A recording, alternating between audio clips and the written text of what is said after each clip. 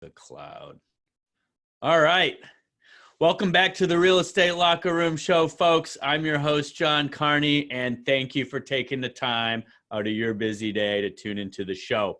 I'm truly grateful for all you return listeners out there. If it wasn't for your support, I don't know if I'd keep going, but I'm inspired. I'm inspired by the listeners that reach out. I'm inspired by our amazing guests today.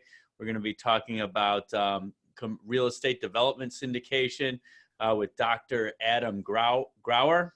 Gower, yes. Gower. No R. I still can't read names and say them correctly. But I know your time is valuable, everybody. So thank you for spending some of your valuable time with us.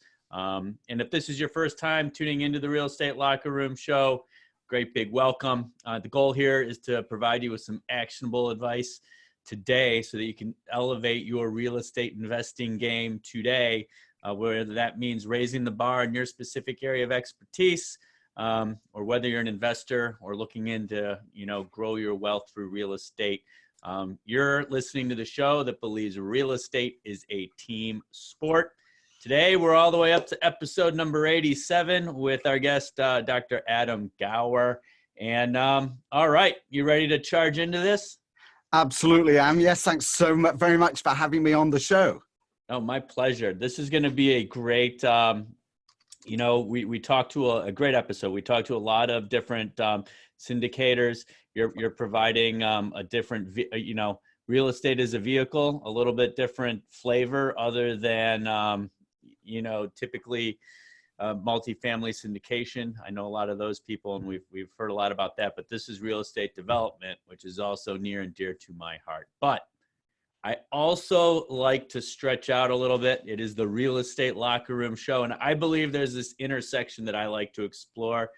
Adam, it really is, where the hard-charging athletes, all of their habits, all of their discipline, comes together to elevate them to the top of their game. Same holds true in business, and we're both in the real estate business. So that's the intersection that excites me. And just to kind of warm up and get the juices flowing, is there a sport that you love to watch and an athlete that inspires you? John, I am afraid I'm probably going to disappoint you. I will give you a bit of background. So when I was growing up, I will answer your question in a moment, but I'm going to turn it slightly for you. When I was growing up, I was a very big football fan, like with the round ball football fan. The rest of the world football fan. The rest of the world football, exactly. When I came here, I really could not relate to American sports. It never made sense to me that you could actually support a team that wasn't from your hometown. It makes no sense to me at all, that. So actually, my answer to you is as follows. Oh, by the way, yeah, this is what I was going to say. I'm so bad with American sports that my wife actually hires students to take my kids out to play basketball and baseball with them, so that they understand that they are not completely devoid of any educational sports. All right. So it's that bad. But when I was growing up, I did follow soccer. I played a little bit, but I actually was a big fan. And in England, we used to have these huge crowds. So I would run with the crowds. And they were I learned a lot about how crowds behave when I was growing up and going to sports. And that's actually informs me in some way, what I'm doing today as well. So I'm sorry, it's not a direct answer to your question, but that's the answer that I've got.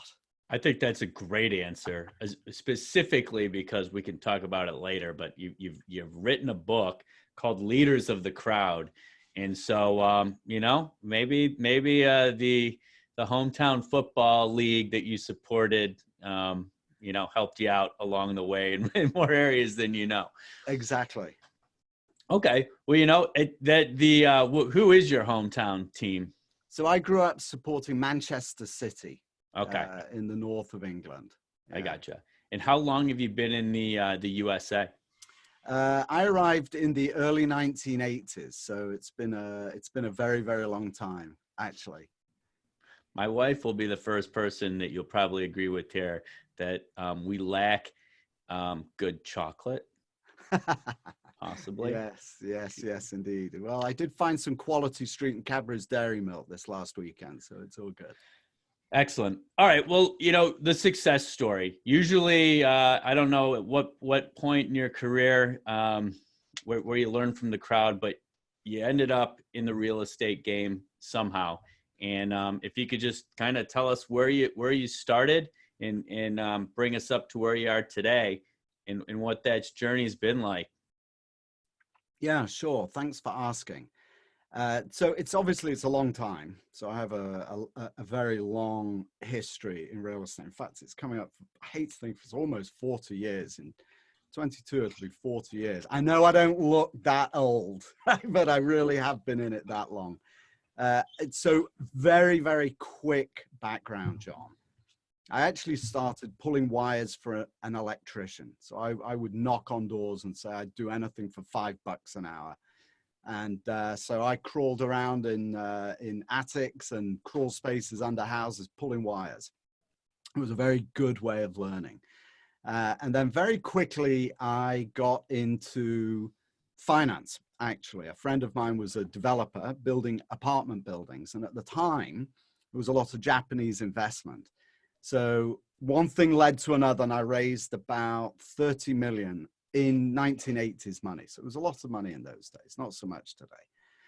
And then I ended up going to Japan after the savings and loan crash of the early 90s, and was hired as president of a division of Universal Studios, actually, to build out all of their real estate in Asia Pacific. Came back here, started doing my own developments, and in 2007, sold everything. Can you believe that? Totally got out right before they slammed the doors on the markets. We almost went over the precipice. That's really where my career changed dramatically. I got involved in distressed real estate.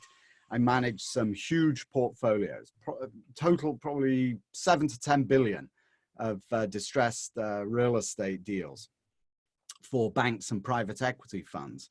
And then in the last few years have identified the merger of digital marketing with real estate and real estate finance as a result of the passing of the Jobs Act that made it legal basically to raise money online. So in what I hope was less than about a minute, that's basically 40 years in a quick snapshot for you. So just to go back a second, I mean, Sure.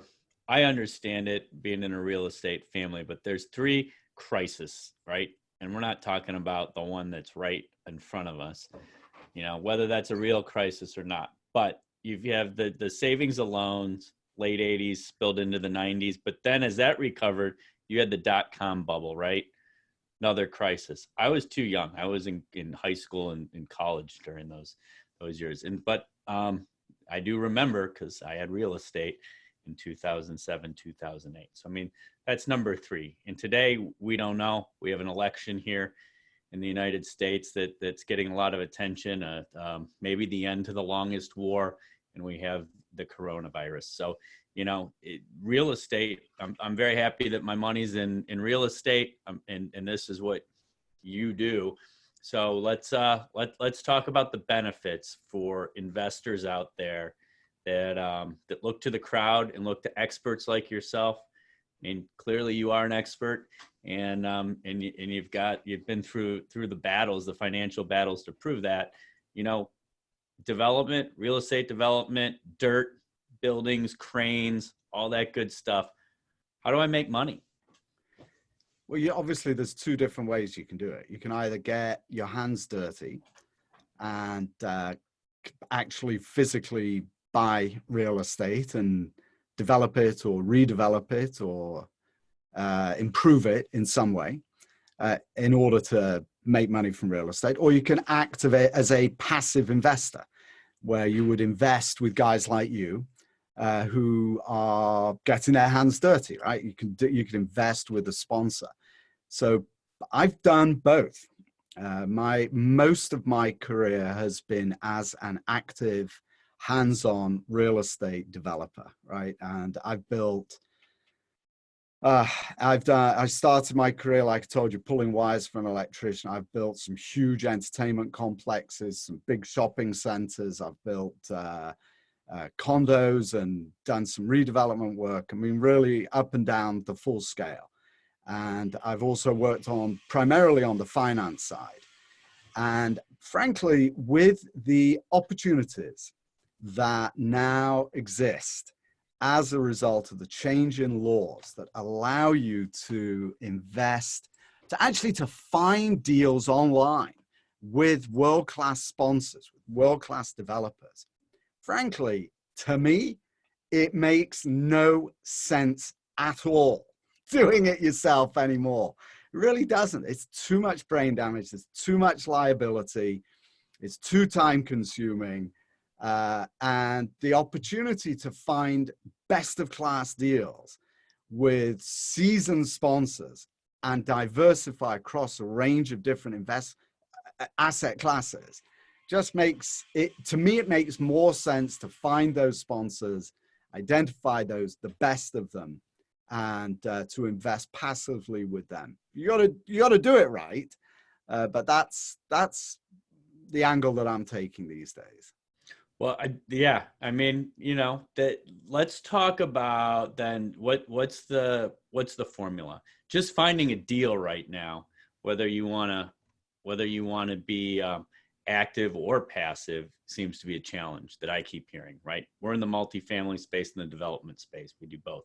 But, if you want to invest in real estate and you're not active, but you want to be in development and you want to find that sponsor, are you the person that has the relationships and bridges the gap between money and a return on money, and then hopefully when that project's successful, you repeat, right? I mean, as any sponsor, whether you're a general partner, developer, whatever name you want, I mean, people go into this to be successful. Hopefully they have the mindset. They should have the mindset that they're paying their investors a return so that you can go back and do a project that's just as good, if not better, right? So talk about, did you start this with your relationships in the business, and how do people, learn more if this is where they're interested in putting their money? Yeah, so it's a good question. So I actually developed a network during the downturn, particularly a really colossal network of developers, but mostly because of the volume that I was dealing with. So I was working on these huge portfolios of real estate deals that were all had all gone bad, actually, on behalf of banks and private equity funds. So I saw just about every possible way that a deal can go wrong. And my job was to sell these assets for the bank, for private equity, right? So I had to find investors to buy them, investors being developers, right? Seasoned sponsors. And so because I was the guy with the candy, basically in those days, everybody came swarming to me. When I started selling these deals, nobody else was doing it. Right at the tail end of 2008, just after Lehman Brothers had been allowed to fail, I was one of the only people that was actually actively divesting of these properties for banks. So I developed a very big network of developers. I'll tell you something, John. My work these days is to raise money for developers, right? For people who have deals, who have deal flow, who have pipeline of deals. I help them to raise as much capital as they want to raise. I don't raise it directly for them, but I give them the tools to do that. I think the cycle has come as far as it's going to go. And I am personally a seller right now, not a buyer. And hopefully none of my clients hear me say this, because they're all out there raising money for new deals. But there are always exceptions to the rules, right? So if you find a deal, for example, like one of my clients, that he can buy into a really first-class opportunity at 50% of replacement cost at a low enough debt ratio, he's going to survive a downturn. But to me right now is a good time to be keeping your powder dry, keep an eye on the market. Do not succumb to the temptation. And I'm definitely a contrarian, right? I know that. But do not succumb to the temptation of thinking everybody's making money in real estate. Why am I not? Quick, where can I spend all my savings, right, to invest in real estate? Big mistake, all right? Mark my words, right? Look at your watch right now and remember what I'm telling you, because it will come back to haunt you. If you get into deals today that are a stretch of any sort at all, chances are you will lose that deal. You will lose the money that you put into it. So for me right now, it's time to get familiar with all the sponsors who are out there, get to know them, identify them, get comfortable with them, look at what they've got on their websites, how they're educating investors, get to know them, and sit back patiently and wait, because those are the guys that will have access to extraordinary value, what we called during the last downturn, the next period of wealth transfer that will occur when people who overextend themselves today lose their shirts, sorry to say it, lose their deals, and other people pick up those deals at bargain basement prices. So that's my view of the markets at the moment. So can I just, I can't say that I disagree with your assessment. I think that it's prudence not to rush in. And so I'm like, just understand exactly, if I were to meet you and I wanted you to, here is my money, Adam. We just sold our business, right? We just sold this business. I've worked my whole life on, I now, there's a few people I know in this situation. They've got cash, or they're about to have cash. And so they're looking to something as a passive investment, and is it, what assets are you looking at? I mean, are you looking at dirt? Are you looking at industrial? Are you looking at office? Is it low? Is it market specific? Are you looking at population trends? I mean, what in your mind, if you're raising funds for someone, or do the developers find you and you say, I'll put my name to this project? I'm just trying to get a real understanding of the value you bring, so that when you receive the powder, it grows. Yeah, so it's a really good question, John. I really appreciate you pushing me a little bit. Actually, as we talk, there's a deal somewhere. Yeah. So and now I want the Adam blessing. Yeah. Before I make a mistake and lose all my hard-earned money. Okay. So obviously, this answer is you're asking me from an investor's perspective. And from an investor's perspective, every single investor has to assess their own risk return profile, right? Their risk tolerance. How much risk are they willing to take on? If you are looking to preserve wealth, so somebody who comes into a large amount of money today, who maybe hasn't had access to that money before, they're probably going to be more focused on wealth preservation than they are on wealth growth. And so there are a few ways of approaching that. So the kinds of deals that I would be looking at in that situation would be either extremely stable Class A downtown office type developments, or you could look at, I would steer away probably from Class A apartments, because they're being generally overbuilt everywhere. It's the typical of the way the cycle evolves, right? In especially in multifamily. But I've always liked value add. I've always found that in value add, there is more opportunity, particularly in apartments, as well as in offices. But there is, with value add, there is more leeway to survive a downturn, provided you don't have too heavy a value add. But then at the same time, to be sure that you don't take on too much debt, right? And with value add, you're going to be bringing in additional value. So you're going to be buying at a discount in all likelihood, and then able to increase revenues. And that's, again, depending on the kind of asset. So, for example, I have one client that looks at very heavy value add apartment deals in locations that are unnoticed, have gone by unnoticed. They have demographics, they have characteristics that most other investors have passed over. And I think they have a very compelling model that is probably highly recession resilient, right? So, but you've got to have low debt. That's what, it doesn't matter what you're investing in. The debt is the killer, right? Debt is what will wipe out any deal. If you overlever and go into a recession, chances are that you will lose the property to a bank. And that's where you see these periods of wealth transfer. So that's one of the key things is no matter what you invest in, make sure that there is that the underwriting has been heavily stress tested against worst case scenarios, and that the amount of debt that is put on the property is commensurate with that worst case scenario. That's sound advice. So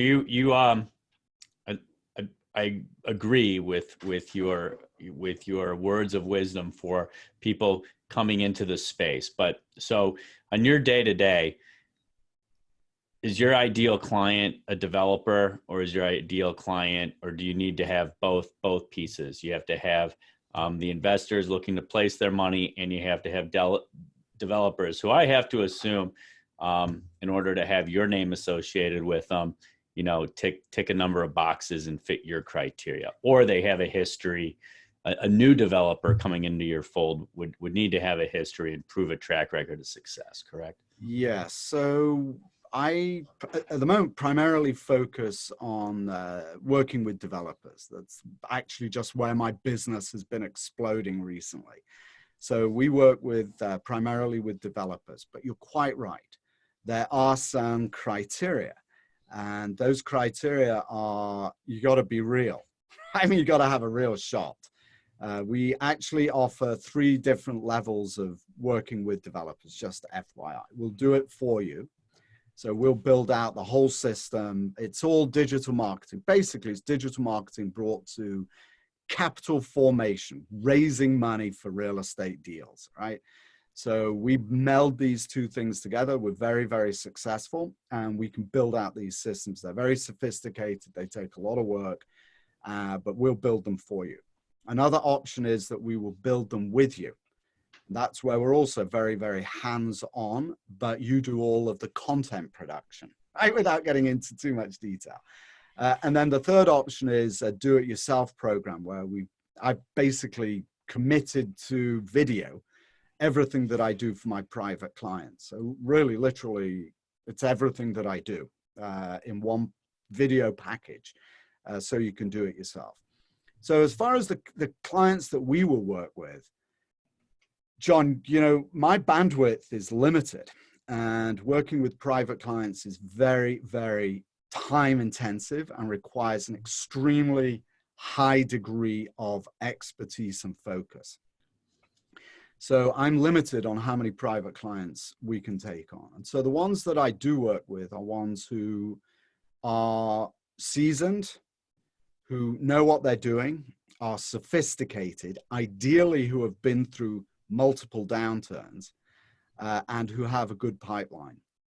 There's little point working with us directly, right? Having us do it for you, unless you've got that. If you don't, you're going to end up with an amazing platform, right? World-class money-raising platform that will fill your pockets, but you will have nothing to put out in front of investors. And at the end of the day, doesn't matter how wonderful the platform is that I build for you, and we do build best of class. If you don't, the only thing that really sells is the deals that you've got, right? I can, there's a limit to how far I can get you. You've got to have the deals. You got to have the numbers. You got to make sense. You got to be able to talk sensibly about recessions. You got to be able to talk sensibly about how you mitigate risk, how you manage risk. You got to be able to educate people on your background and what mistakes you've made before and how you've learned from them. You got to have a sophisticated approach. Otherwise, you'll never raise any money. You won't resonate with anyone, right? So those are the kind of the basic standards that we apply. If you want to buy the course and do it yourself, that applies to anybody. I mean, that's an off-the-shelf product, and you can build out the system that we build for clients yourself, absolutely, and it will put you ahead of the crowd for sure. Yeah. Oh, just one last question then. So that is that's great information to have. I mean, that is an investor now, other side. That's how you determine who you work with and supply the deal flow to your clients that want to invest with you, correct? So that's right. And so, not with Invest With Me, who want to raise money online for their projects. Okay. All right. So I gotcha. You have the secret sauce, world-class, best-in-class platform to raise money for your next deal. Correct. That's exactly right. Yes, that's exactly what we do. Awesome. That's great. That sounds like the type of service that anyone who's going to get into this game is going to eventually need. Right. So, well, it's funny you say that, John. Actually, I would correct you. I don't think anybody eventually needs it.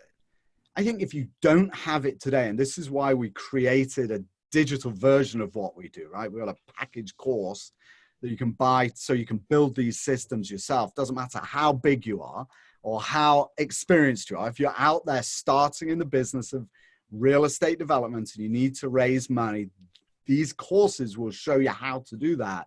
It's not a question of eventually needing it. If you do not have that today, you don't exist, right? It's as simple as that. It used to be that the absolute minimum standard for anything was a website, right? We used to walk around with business cards, for crying out loud. Now, if you don't have a website, that used to be the minimum standard. But now that's not enough.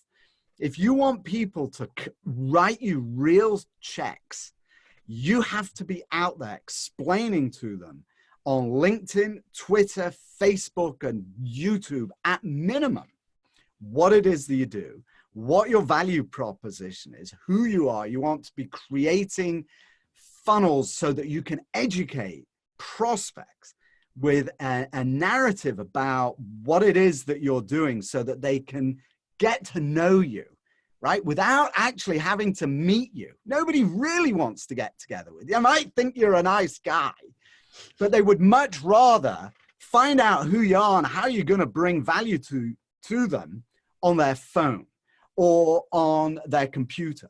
And when it comes to the moment that you've got a deal, you want them to be predisposed to investing with you. So you have to have that early education process taken care of online, because if you don't, when I say you won't exist, I really mean that. Because when somebody, that guy that you described to me, who's about to sell a business and knows that he wants to invest in real estate, what's the first thing that person does? They go to Google.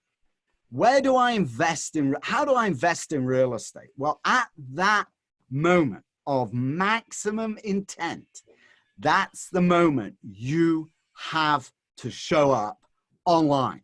Because if you don't, you don't exist.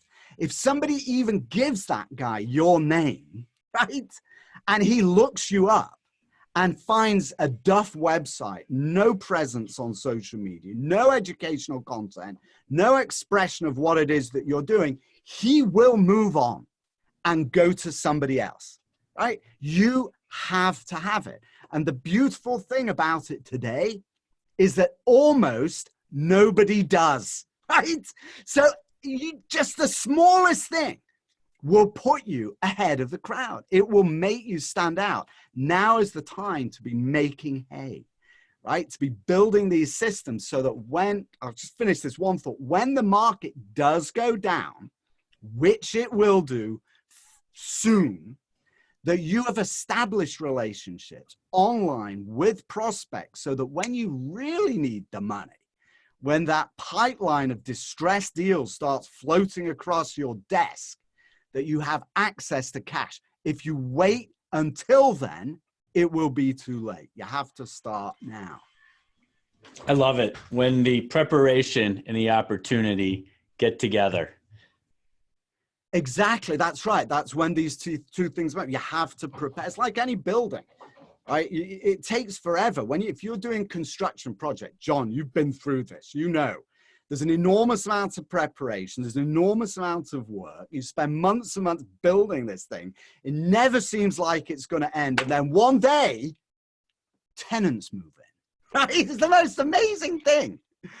And that's the same with this system. You build it, you establish a reputation, you get visibility, and when you need it, your prospects will be there. The investors will be there.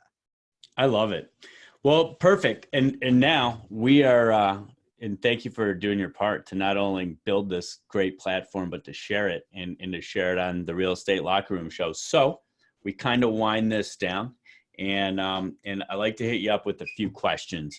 I know you're an author, so we'd want to hear a little bit about your book. And then is there a book that any real estate investor and developer or entrepreneur, since you encompass all three titles, should have on their bookshelf?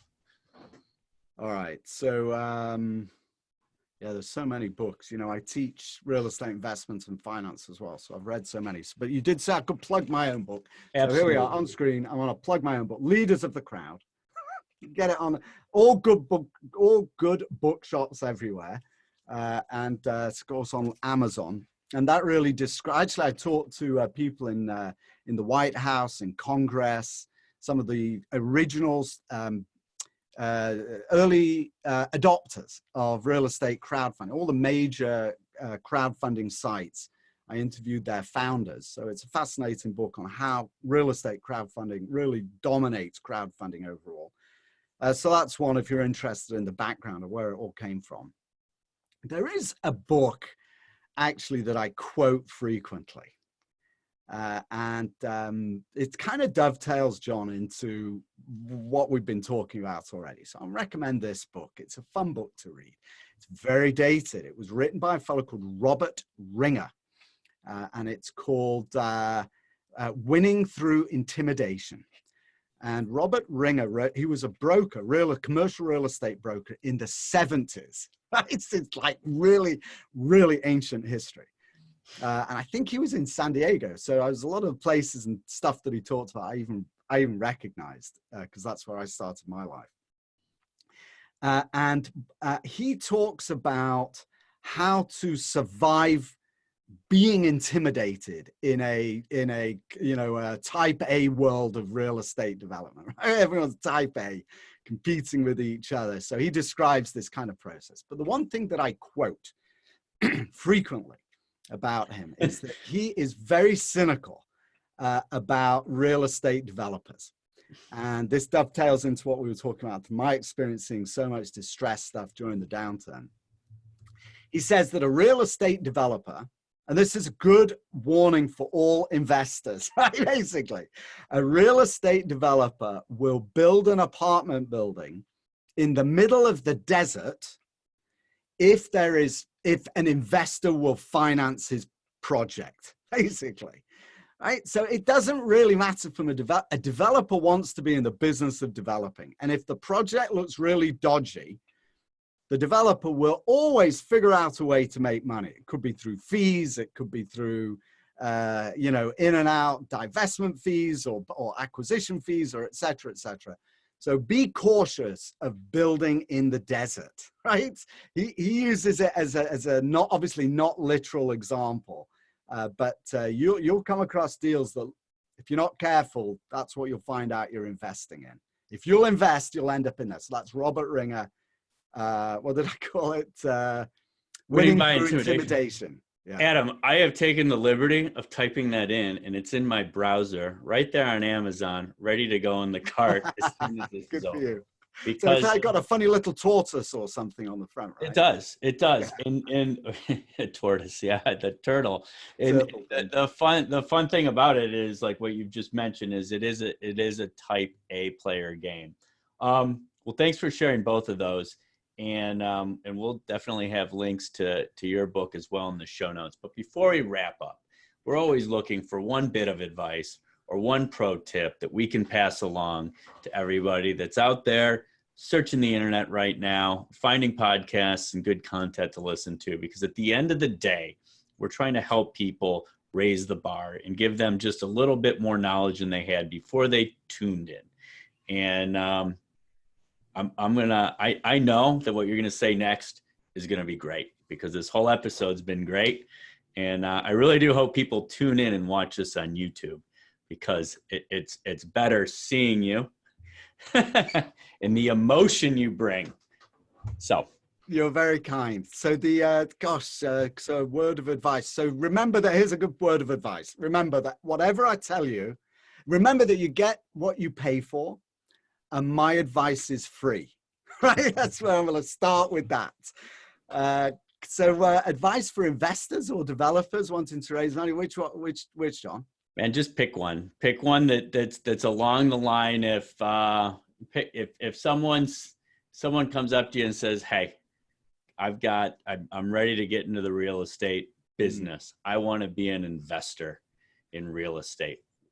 Yeah. Good. Okay, good. So I did actually give exactly this word of advice to a guy who I obviously, out of discretion, won't mention his name, but he's quite highly visible on LinkedIn. He's a really, really nice guy. Excuse me. And I would advise investors and developers the same thing in this market, this ultra heated market that we're in right now. Be very, very careful what you put your name to, meaning quite literally where you sign your name. So it might be that you sign your name on, I agree to invest in this deal, right? And it might be, just to throw this out there, it might be that you agree to split the investment half now and half in 6 months' time. Well, be careful of that, because in 6 months' time, what happens if there is a recession and you've committed to making an investment in that deal in 6 months' time? And now that deal's underwater. That is not a hypothetical scenario. If you are a developer and you are looking to get into the real estate game, be very careful what you sign your name to, particularly in terms of debt and any kind of guarantees that you might feel like you are comfortable today signing on, because that could, particularly at this stage of the cycle, that could be something that comes back to haunt you. So my advice, keep your ink away from paper until you're absolutely certain that what you're doing is going to survive. I really gonna have to have you back at some point just to go through the carve outs or the bad boy clauses in any type of loan agreement, because I think that would probably be the best conversation I ever have on that topic.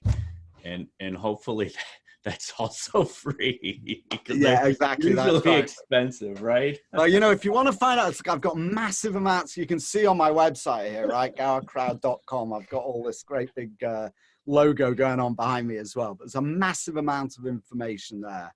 So definitely feel free, John, or anybody that's listening, just peruse that. I mean, I've hundreds of thousands of words. I would guess probably 500,000 words of content there. Well, thanks for joining us today, Adam. It's taken, I've run a little bit over, but I've really enjoyed having you on the show. Learned a ton. I'm sure that the audience has as well. And where can people find you to carry on the conversation, learn more about Gower Crowd, buy your book? Where are you? Where are you hanging out online these days?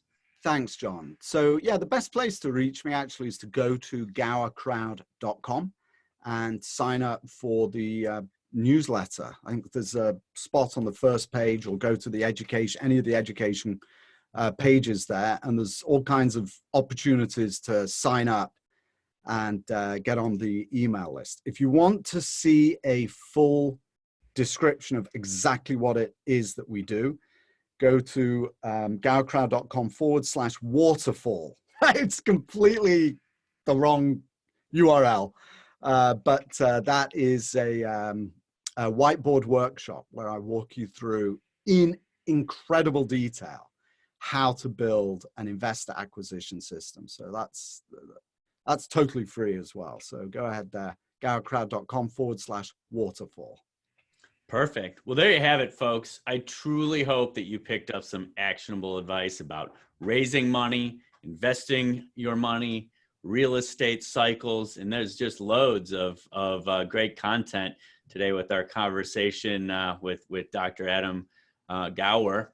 And now you know where to find them. So make sure to check out the Real Estate Locker Room show on iTunes, Stitcher, Google Play. We're on iHeartRadio, Spotify, and all the places where you need to subscribe to your podcasts, and hit the subscribe button to ensure that you do not miss out on any more valuable advice and words of wisdom from our future guests, past guests. If you like what this show is all about, I'd be grateful if you'd leave us a review, and that allows other like-minded people like yourself, to find content about the real estate game, investing, crowdfunding, developing, and we've covered a lot of different bases in this podcast over the last few years. The post-game report, which is the show notes, links, and additional content related to our conversation today with Adam, will be up on the website. This is johncarneyonline.com/podcast. This is episode number 87. And feel free to drop your name into our sign-up newsletter form there. We all know the drill, but I rarely send you anything. And if I do, it would only be something that I find valuable. Remember to stay focused on your goals, have fun, and stay in the game. I'm your host, John Carney. And until next time, work hard, play hard, and raise the bar. And thanks for taking time out of your busy schedule, Adam, to share such great insight into real estate with the audience on the Real Estate Locker Room show. Thanks for having me, John. Perfect. That's a wrap.